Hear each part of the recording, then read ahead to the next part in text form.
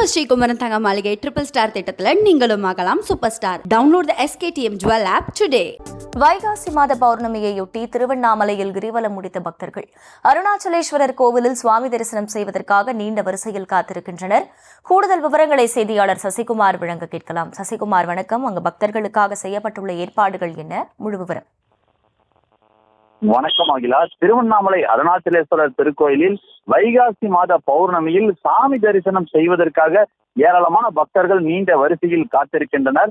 குறிப்பாக அந்த மாட வீதியில் பக்தர்கள் தற்காலிக நிழற்கொடையின் கீழ் ஏராளமான பக்தர்கள் காத்திருக்கக்கூடிய சூழ்நிலையானது நிலவுகிறது.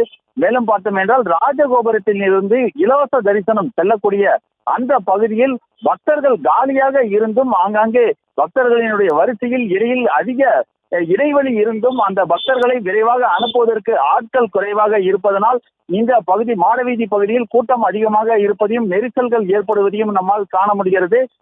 உடனடியாக அதிகாரிகள் அந்த பகுதியில் பக்தர்களை விரைவாக அனுப்புவதற்கு நடவடிக்கைகள் எடுக்க வேண்டும் என்று பக்தர்கள் கோரிக்கை வைத்து வருகின்றனர். மேலும் பார்த்தோம் என்றால் கடந்த 3.5 மணி நேரத்தில் சுமார் 35,000க்கும் மேற்பட்ட பக்தர்கள் சாமி தரிசனம் செய்து வருகின்றனர். அகிலா, விவரங்களுக்கு நன்றி சசிகுமார்.